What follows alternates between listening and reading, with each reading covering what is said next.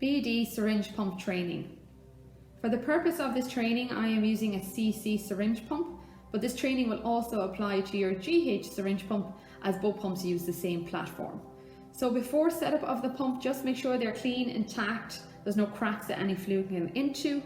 On the back of the pump, you'll see that this attaches on using your integrated pole clamp onto your IV stand. You've got your handle here for carrying or transporting, and you've got your socket for charging. Best off having the pumps charged at all times, but battery backup is 4 to 6 hours depending on your rates. Now, to power on this pump, you've got your power on key, which is the white key. I'm going to press that once and it'll start going through its self-testing. Now, my best advice for this pump is to follow what's on screen, as it's actually quite intuitive. So we'll follow what the messages are telling us. So first off there, it's asking me to clear the setup. So if it's a new patient, I'm always going to say yes and default everything back to a 0. On screen now, it is telling me to load my syringe. So to load the syringe, I'm going to bring my clamp down and bring back my drive, which holds the plunger. Now to bring back the drive, I'm just going to pull on the lever fully with my thumb and bring that back out of the way, leaving room for my syringe. Now the pump will recognize syringes 5 to 60 ml, and it will also recognize your syringe type. So I'm just going to put the wings of the syringe in between the two pieces of plastic. If it holds itself, it's incorrect. Then I'm going to bring your clamp up to hold it in position, and then I'm going to bring in my drive. Now when I'm bringing the drive in, just make sure that your lever is down fully, because you want to go over the plunger, you don't want to push the plunger. I can see now my confirm flashing on screen, so it's happy that my syringe is loaded correctly. So I'll confirm that and I can move on to the next step. So on the screen now, it's telling me that I need to set my rate. So my rate is going to be in this section of the pump with the arrows underneath. I've got a double arrow going up and a single, double arrow going down and a single. Double arrow is quicker, so if I keep my finger down on that without lifting, it does go in increments of 0.1 for the first ml, and after that will fly up. So that's my rate of 3. That's all the information you need to put into your syringe pump, your rate, and it's going to recognize the amount of volume in the syringe.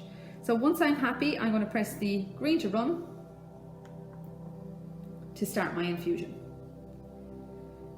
Now the pump will keep infusing until it reaches a near end of infusion point of the syringe. However, if you want to put a volume to be infused in, you can. So on the front of the pump here, I've got volume, which is my 24-hour fluid balance, and I've got my VTBI, which is my volume to be infused. So if I press my volume to be infused, you can see here it starts there at 0 mL, my arrows up and down again, and I can input my volume to be infused. So for example, I want to put in a volume of 10. I'll put in my 10, press OK, and the pump will ask me what you want it to do once the 10 mL has infused. So I've got my stop, keep the vein open, or continue. So for example, you can highlight your continue or keep the vein open and press OK to confirm it. If you need to change the rate of your pump, you have two options. You can either put your pump on hold using your orange key. So again, green is to run, orange is if you need to put it on hold, and you can titrate your rate that way and press your green again to restart your pump. Or you can titrate without putting the pump on hold, just using your arrows up and down, again adjusting the rate, and again pressing your green to confirm it. Now if you titrate without putting your pump on hold and you forget to confirm your new rate, the pump will call you back. So the advantage of that being is you're not stopping your medication to your patient. You'll titrate, confirm your new rate. If you don't confirm it, it keeps infusing at the old rate. Another important feature of the pump obviously is your bolusing. Okay, so over on this side we have 4 keys.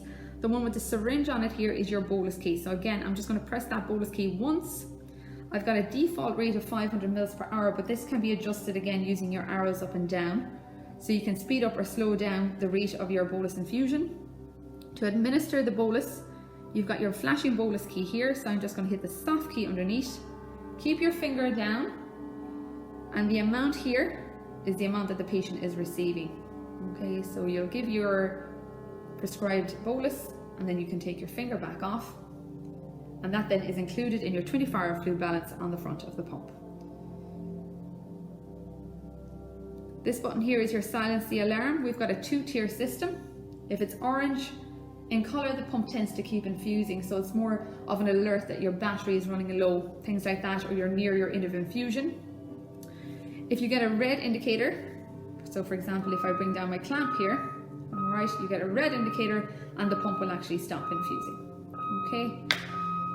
So what you need to do is you'll silence your alarm, read your message on screen, it'll tell you exactly what's wrong with it. You can cancel that and then restart your pump again. All right. Restart. Behind your options key, this is going to vary depending on how your pump is set up, okay? But in there, typically you will have your adjustable alarm volume, your event logs, and if your pump is on hold, so for example with my orange key I put it on hold, go to my question mark. You may also have a drug library in there, or you've also got the option of your volume to be infused over time if you need the pump to do the rate calculation for you. Last key is for your pressure levels. The pressure levels are going to be defaulted. Your alarm level is here to a level 4, which is your typical adult level. And again, if that needs adjusting, you'll just go to your pressure level button and using your arrows up and down, adjust your pressure level. Be aware the higher you go, the less sensitive it'll be to an occlusion. The lower you go for your alarm level, the more sensitive it'll be to an occlusion in the line.